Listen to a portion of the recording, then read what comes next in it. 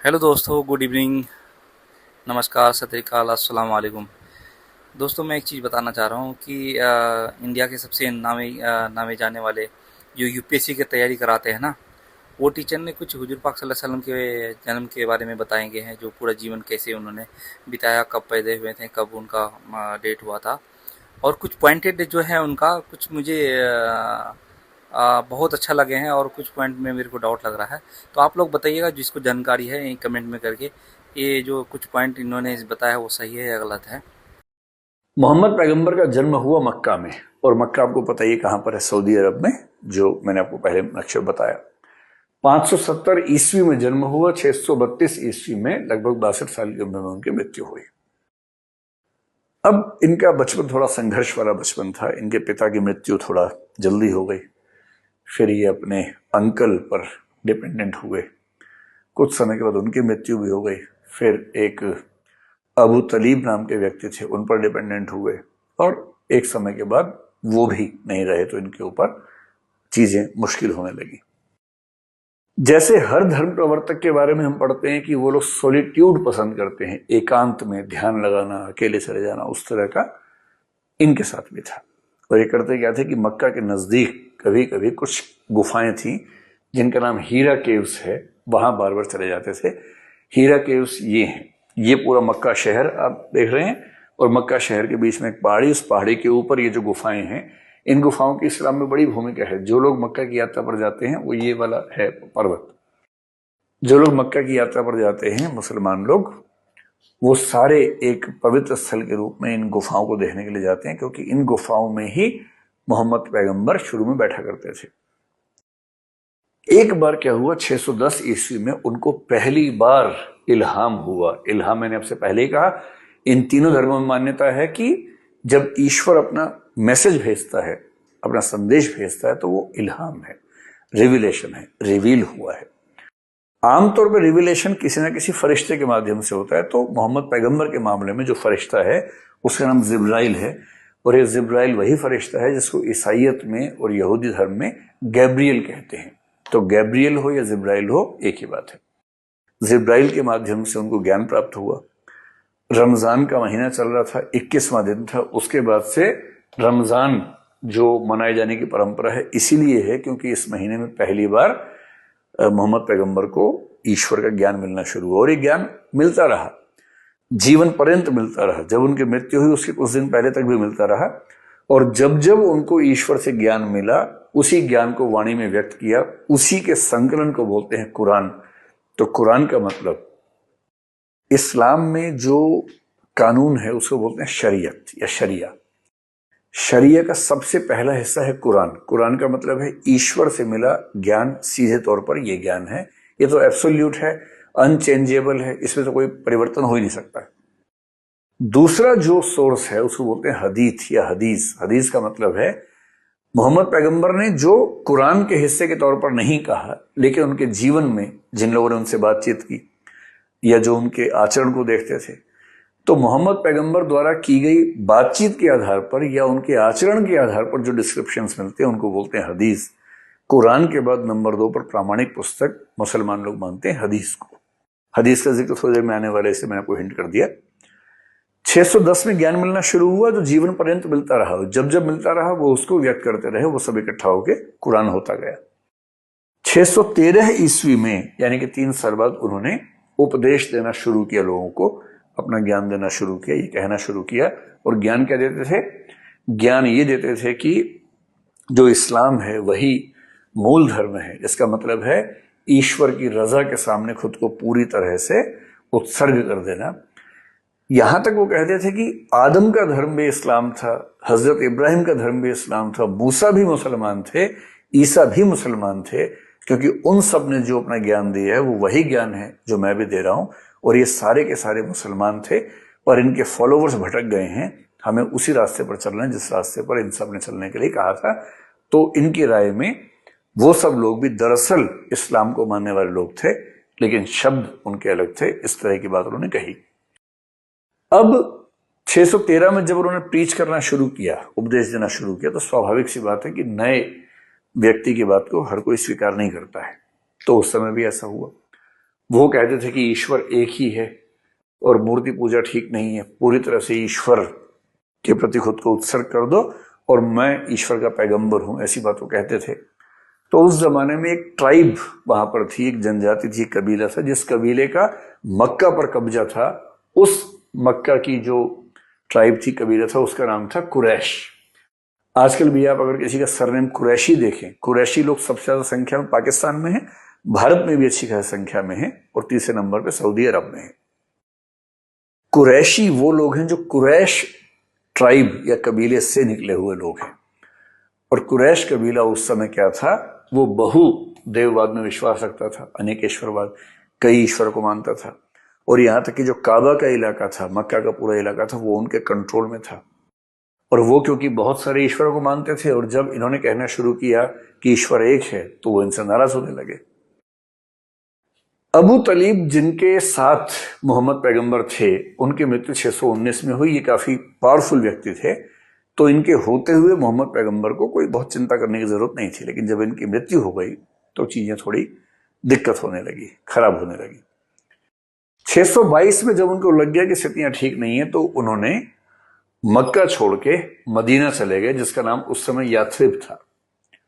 वो मदीना गए, वहां जाके मदीना के जितने कबीले थे उन सब कबीलों को जोड़ा, उन सबको मिला के एक संविधान, कॉन्स्टिट्यूशन बनाया जिसमें सब लोग विश्वास करें।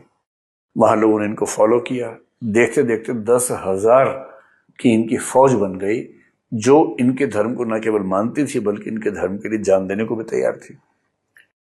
और उसके बाद 629 ईस्वी के दिसंबर में या 630 ईस्वी की शुरुआत में इस बड़ी फौज के साथ वो वापस पहुंचे मक्का। इसको बोलते हैं मार्च टू मक्का। और ये ध्यान रखना है कि जब वो 622 ईस्वी में मक्का से मदीना गए, तो उस यात्रा को बोलते हैं हिजरा। और इसी से हिजरी संवत की शुरुआत हुई। जो मुसलमान लोग दुनिया भर में हिजरी संवत को मानते हैं, वो ये संवत है। 629 ईस्वी में वापस आए, और जब इतनी बड़ी फौज इनके साथ देखी तो वो झगड़े की जरूरत नहीं पड़ी। आमतौर पर बिना युद्ध के ही मक्का के लोगों ने इनको स्वीकार कर लिया, कुरैशी लोगों ने भी इनको स्वीकार कर लिया, और वो भी इस्लाम में दीक्षित हो गए। और देखते ही देखते पूरा मक्का जो था उनके अधीन हो गया। और जब तक वो जीवित रहे तब तक उनको रिविलेशंस होती रही, वो ज्ञान देते रहे। 632 ईस्वी में उनकी मृत्यु हो गई। अब 629-30 में मक्का आए ही थे, 632 में चले गए, तो स्वाभाविक सी बात है कि अभी तक इस्लाम बहुत ठीक से स्थापित नहीं हुआ था। ये नक्शा अगर आप देख पा रहे होंगे, जेरूशलम मैंने जानबूझ के इसमें रखा ताकि आपको आइडिया रहे हम कहाँ की बात कर रहे हैं। ये सऊदी अरब है। सऊदी अरब में ये वाला हिस्सा है मक्का, ये हिस्सा है मदीना। यहां से यात्रा उनकी 2 बार हुई। और जो लोग हज की यात्रा पर जाते हैं तो वो फ्लाइट जब पकड़ते हैं तो जेद्दाह एक जगह है, ये लिखा हुआ ना जेद्दाह, इस एयरपोर्ट पे वो उतरते हैं। यहां से फिर किसी वाहन से मक्का चले जाते हैं, जो कि वहां से बहुत दूर नहीं, मेरे ख्याल से 50 किलोमीटर के आसपास होना चाहिए। अब जो अगला स्तर है वो ये कि मोहम्मद पैगंबर का यरूशलेम से क्या संबंध है। क्योंकि इस्लाम का यरूशलेम से क्या संबंध है तब समझ में आएगा कि मुसलमान लोग इस समय यहूदी समाज के साथ क्यों संघर्षरत हैं, उनको यरूशलेम से इतना लगाव क्यों है, इतनी मोहब्बत क्यों है। इसका उत्तर थोड़ा पेचीदा है। इसलिए है कि दरअसल कुरान में इस बात का कोई जिक्र नहीं है कि क्या मोहम्मद पैगंबर का यरूशलेम से कोई संबंध था। इसका जिक्र कुरान में नहीं है, पर हदीस में है। और हदीस का मतलब कि मोहम्मद पैगंबर ने अपने साथियों को ये बात बताई थी, या उनके आचरण से ये बात देखी थी। तो ये बात बताई थी किस सेंस में है, ये बात बताई थी। क्या बताई थी? उन्होंने बताया था कि उन्होंने एक जर्नी की थी, एक यात्रा की थी, जिसको नाइट जर्नी कहते हैं इस्लाम की दुनिया में। 621 के आसपास की बात है, जब वो मक्का में ही थे तभी की बात है। क्या हुआ था? एक बहुत लंबी यात्रा थी जो एक ही रात में हुई थी। और यात्रा कैसे हुई? तो यात्रा ऐसे हुई कि जिब्राइल फरिश्ते ने एक घोड़ा, बहुत प्रसिद्ध है तीनों धर्मों में, वो ये घोड़ा है, इसका नाम है बुराक। ये तो चित्र अधूरा है, इसके पंख हैं, पंख वाला घोड़ा इसको बोलते हैं, पंखराज घोड़ा मान लीजिए। तो बुराक इसको बोलते हैं। एक मान्यता है कि एक ऐसा घोड़ा जिसने बहुत सारे पैगंबरों को जरूरत पड़ने पर बड़ी यात्राएं करवाई हैं। जैसे हम हिंदू समाज में पुष्पक विमान की बात मानते हैं, कि पुष्पक विमान की मदद से, जैसे रावण के बारे में कहते हैं कि वो यात्राएं करता था, भगवान राम और उनका परिवार वापस उससे आया। फिर हमारे सामने एक संकट था कि जब हनुमान जी को जाना था यहां से श्रीलंका की यात्रा पर, तो कैसे जाएं। तो हमारे जो धर्म ग्रंथ हैं उनमें यह मान्यता है कि जब हनुमान जी को याद दिलाया गया कि उनमें कितनी शक्ति है, तो उनको याद आया और उसके बाद अपना स्वरूप बड़ा करके वो उड़ के समुद्र पार करके चले गए। क्योंकि प्राचीन काल के धर्मों में जब जब दिक्कत आती है बहुत लंबी दूरियों की, तो वहां पर ऐसी मान्यताएं आती हैं कि कुछ ऐसा तरीका था जिससे हवाई मार्ग से यात्राएं हुई। तो इस्लाम में इसके लिए जो कल्पना है, जैसे ईसाइयत में है तो कई फरिश्ते हैं जो ऐसी यात्राएं कर लेते हैं। इस्लाम में जो इसके लिए धारणा है वो धारणा है बुराक घोड़ा। और ये बुराक घोड़ा पहले भी कई पैगंबरों को यात्राएं करवा चुका है, ऐसा जिक्र आता है।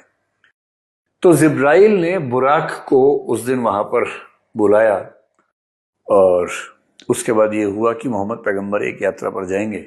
और वो यात्रा कहाँ थी? उस यात्रा के 2 चरण थे। पहला चरण था इसरा और दूसरा चरण था मिराज। इसरा का मतलब था कि पहले चरण में बुराक के माध्यम से वो मक्का से फार्थेस्ट मॉस्क की तरफ गए। फार्थेस्ट मॉस्क का मतलब जो सबसे दूर मॉस्क है वहां गए। इसका नाम नहीं लिखा है, लेकिन इस्लाम में धारणा यह है कि यह फार्थेस्ट मॉस्क का मतलब है यरूशलेम की अल अक्सा मस्जिद। अल अक्सा मस्जिद कहाँ है? अभी आपको दिखाता हूं कहाँ है। टेम्पल माउंट पे ही है, उसी टेम्पल माउंट पर जिस पर ईसा मसीह भी आया करते थे, उसी टेम्पल माउंट पर जो यहूदियों के मंदिर के लिए बनाया गया था, वही जो छोटा सा चबूतरा है, उस चबूतरे की ही सारी कहानियां हैं। तो यात्रा के पहले चरण में बुराक घोड़े पर सवार होकर वो सबसे दूर की मस्जिद यानी कि यरूशलेम की अल अक्सा मस्जिद पहुंचे। और वहां उन्होंने, बाकी बहुत सारे प्रॉफिट्स थे यानी अच्छे आचरण वाले लोग थे, उन सबके साथ नमाज पढ़ी, नमाज में उन सबको लीड किया। ये यात्रा का पहला चरण था। उसके बाद मिराज दूसरा चरण था। उसके बाद क्या किया? उसी घोड़े पर सवार होकर वो निकले, सीधे स्वर्ग में चले गए। और स्वर्ग में 7 स्टेजेस हैं, वहां पर 7 अवस्थाएं हैं। 7 अवस्थाओं को देखा, ईश्वर से बात की, अल्लाह से बात की। उसके अलावा जो पुराने पैगंबर थे, इब्राहिम थे, मूसा थे, ईसा थे, उन सब से बातचीत की, उन सब से मिले। और उसके बाद उसी रात को बुराक पर बैठकर सीधे मक्का वापस पहुंच गए। ये एक धारणा इस्लाम में मानी जाती है। अब यहां एक बहुत रोचक बात को ध्यान रखना है कि शुरू में मोहम्मद पैगंबर जब प्रार्थना करते थे या नमाज पढ़ते थे तो यरूशलेम की ओर देख के नमाज पढ़ते थे। 621 के आसपास की बात है। लेकिन बाद में उनको ये रियलाइज हो गया कि यरूशलेम से ज्यादा महत्व काबा का है, तो बाद में काबा की ओर देख के नमाज पढ़ने लगे। अब ध्यान रखिए, दुनिया में जब भी कोई मुसलमान नमाज पढ़ता है तो उसकी दिशा कौन सी होती है? काबा की तरफ होती है। और दुनिया में जब भी कोई यहूदी प्रार्थना करता है तो उसकी दिशा क्या होती है? उसकी दिशा यरूशलेम की तरफ होती है। और मोहम्मद पैगंबर भी काबा से पहले जिस दिशा में नमाज पढ़ा करते थे वो दिशा कौन सी थी? यरूशलेम की थी। तो यरूशलेम का महत्व तो इसलिए बहुत ज्यादा हो ही जाता है। और इस यात्रा की वजह से ये माना जाता है कि इस्लाम में यरूशलेम का बहुत गहरा महत्व है। अब देखिए, ये है वो टेम्पल माउंट, ठीक से देख लीजिए। ये उसकी रियल इमेज है। एक ये बिल्डिंग है, एक ये बिल्डिंग है। एक इस बिल्डिंग में आप देखेंगे ध्यान से, अगर मैं आपको थोड़ा ध्यान दिलाता हूं फिर शायद आपको आइडिया हो। एक तो ये है, एक ये छोटा सा आप देखेंगे, लगभग ऐसी ही चीज थोड़े छोटे आकार में दिखाई दे रही है। ये 3 चीजें मुख्य रूप से देखने की हैं, ठीक है। जो ये छोटी चीज है इसको बोलते हैं डोम ऑफ द चेन, ये वाला जो छोटे वाला है। जो ये बड़े वाली बिल्डिंग है गोल्डन वाली, इसको बोलते हैं डोम ऑफ द रॉक। और जो ये तीसरे वाली है ये, इसको बोलते हैं अल अक्सा मस्जिद। अल अक्सा मस्जिद क्या चीज है? ये वो मस्जिद है, ध्यान रखना है। लोग इसको मस्जिद समझ लेते हैं, बार बार आपसे कह रहा हूं, ये मस्जिद नहीं, मस्जिद ये है। मस्जिद है जहां प्रार्थना होती है। ये है अल अक्सा मस्जिद, जहां पर मोहम्मद पैगंबर ने नमाज पढ़ी थी अपनी उस यात्रा के दौरान, रात्रि यात्रा के दौरान, पहले चरण के अंत में। तो ये क्या है? इस डोम ऑफ द रॉक जिसको बोलते हैं, इसमें क्या है कि इसके अंदर एक पत्थर रखा हुआ है। और वो पत्थर चट्टान मान लीजिए, वो चट्टान के बारे में धारणा ये है कि उसी चट्टान पर चढ़कर वो गए थे स्वर्ग की यात्रा पर बुराक घोड़े पर सवार होकर। जब बुराक घोड़े ने स्वर्ग के लिए उड़ान भरी थी तो उस चट्टान के ऊपर से उड़ान भरी थी। उस चट्टान का ये महत्व है।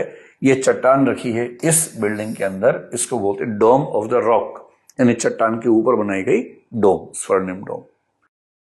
ये जो तीसरा है इसको बोलते हैं डोम ऑफ द चेन। जो वहां का वक्फ बोर्ड है वो तो ये कहता है कि जब ये डोम ऑफ द रॉक बन रहा था तो इसको बनाने के समय जो बनाने वाले लोग थे उनके आराम करने के लिए बनाई गई थी बिल्डिंग।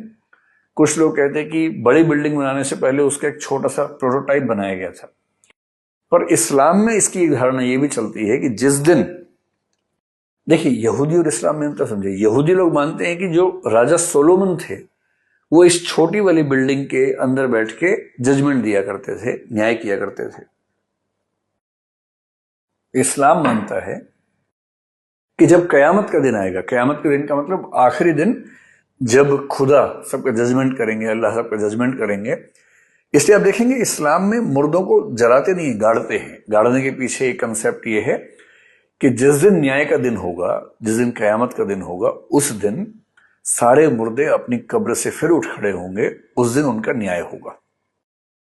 जिनके कर्म अच्छे होंगे वो चले जाएंगे स्वर्ग में, जिनके कर्म खराब होंगे वो जाएंगे दोजख में, यानी कि जहन्नुम में जाएंगे, नरक में जाएंगे। और कुछ इस्लामिक लोग मानते हैं कि ये जो है डोम ऑफ द चेन, यह चेन बंधी हुई है, कि यही है जहां से सारे मुसलमानों की स्वर्ग की यात्रा का लाइसेंस मिलेगा। जो चेन क्रॉस कर पाएंगे वो स्वर्ग जाएंगे, और जो ठीक नहीं है वो इस चेन से ही खारिज हो जाएंगे। और इसलिए इस्लाम के लोग इस पॉइंट को भी बहुत पवित्र मानते हैं। अब देखिए, ये जो पूरा का पूरा चबूतरा है इसी को बोलते हैं टेम्पल माउंट। ये जो पूरा है, ये दीवार देख रहे हैं, ये दीवार उठा रखी है जमीन से, इसको बोलते हैं टेम्पल माउंट। इस टेम्पल माउंट में ये वाला जो हिस्सा है ये वेस्टर्न वॉल है, ये वाली दीवार, इसी दीवार की पूजा करने का हक मिलता है यहूदियों को। और जब तक यहूदियों का मंदिर था, इसी दीवार के एकदम पीछे वो जगह थी जहां पर होली ऑफ द होलीज, यानी उनका पवित्र 10 कमांडमेंट्स वाली जो संदूक थी वो रखी हुई थी। तो इसलिए वो इस दीवार के पास पूजा करते हैं। और इस माउंट के, इस चबूतरे के ऊपर एक अलग सा मस्जिद, एक ये डोम ऑफ द रॉक, एक डोम ऑफ द चेन, ये 3 चीजें ऐसी हैं जो मुसलमान लोग बहुत पवित्र मानते हैं। बहुत गौर करने की बात है कि इस टेम्पल माउंट में एंट्री के बहुत सारे दरवाजे, जैसे आप एक गेट ये देखेंगे, एक ये गेट है, एक ये गेट है, एक गेट ये है, इधर गेट है, इधर गेट है, इधर गेट है। कुल 11 दरवाजे हैं इसमें आने के। इन 11 में से 10 दरवाजों से केवल मुसलमान आ सकते हैं, क्योंकि मुसलमानों का स्थल मान लिया गया है। केवल एक दरवाजा है बाकी सभी धर्मों के व्यक्तियों के लिए जो जा सकते हैं निश्चित नियमों के तहत। अदरवाइज ये इलाका, ये टेम्पल माउंट इस समय मुसलमानों का धार्मिक स्थान माना जाता है, न कि यहूदियों या ईसाइयों का माना जाता है। हालांकि इस टेम्पल माउंट के साथ रिश्ता जुड़ता है ईसा मसीह का भी और सोलोमन का भी। अब जो मैंने 4-5 चीजें दिखाई, थोड़ा बड़े में देख लीजिए। ये अलग सा मस्जिद है जो मैंने आपको दिखाया था। और अगर आपको ध्यान हो पिछले चित्र में देखिए, ये वाला जो बिल्डिंग थी, ये वाली बिल्डिंग, ये अलग सा मस्जिद है। ये उसका पूरा चित्र है। इसी के अंदर मोहम्मद पैगंबर ने नमाज पढ़ी, ऐसा मानते हैं। ये है डोम ऑफ द रॉक जो स्वर्णिम का है। इसके अंदर जो रॉक रखी है, चट्टान रखी है, वो चट्टान ये वाली है। और इस नक्शे से आप समझ सकते हैं कि ये अंदर चट्टान का इलाका है और ऊपर से उसको कवर किया गया है। इस चट्टान पर बुराक घोड़े ने पैर रख के स्वर्ग की यात्रा की शुरुआत की थी। इसके पीछे की कहानी मैं आपको बता ही चुका हूं। तीसरी चीज ये जो है, आपको ध्यान होगा कि एक वेस्टर्न वॉल का जिक्र आया था जो यहूदी लोग बहुत पवित्र मानते हैं। ध्यान रखना है, इस्लाम के लोग वेस्टर्न वॉल के लिए क्या मानते हैं, वो उसको बुराक वॉल कहते हैं। और बुराक वॉल का मतलब है कि जब मोहम्मद पैगंबर ने यहाँ यात्रा की थी तो बुराक घोड़े को बांधा था उस दीवार के साथ, जिसका नाम अब वेस्टर्न वॉल है। अगर आप इस चित्र को ध्यान से देख पाएंगे तो ये बुराक घोड़ा पंख वाला बंधा हुआ है, ये वेस्टर्न वॉल है। ऊपर आप देखेंगे ये डोम ऑफ द रॉक भी दिख रही है और यही वो जगह है। इसलिए जिस वेस्टर्न वॉल को यहूदी लोग मानते हैं कि उनके लिए बहुत पवित्र है, उसे मुसलमान लोग बुराक वॉल कहते हैं, क्योंकि बुराक घोड़ा वहीं पर मोहम्मद पैगंबर ने बांधा था, ये उनकी धारणा बनी हुई है। इसके अलावा मुसलमानों के लिए एक जगह और प्रसिद्ध है, वो हेब्रोन है, और ये हेब्रोन वही जगह है जहां पर हजरत इब्राहिम, उनके बेटे, उनके पोते और तीनों की पत्नी जो थी, उन सब के मकबरे हैं। ये स्थान मैंने आपसे कहा था कि हेरोड ने बनवाई थी, ये बिल्डिंग बहुत बड़ी भव्य बिल्डिंग बनवाई थी। और ये हेब्रोन जो है यरूशलेम से करीब 30 किलोमीटर दूर है, फिलिस्तीन का इलाका है। और यहाँ पर यहूदी भी, ईसाई भी, मुस्लिम भी, तीनों धर्मों के लाखों लोग हर साल देखने के लिए जाते हैं। उन सब के लिए तीर्थ स्थान की तरह से माना जाता है।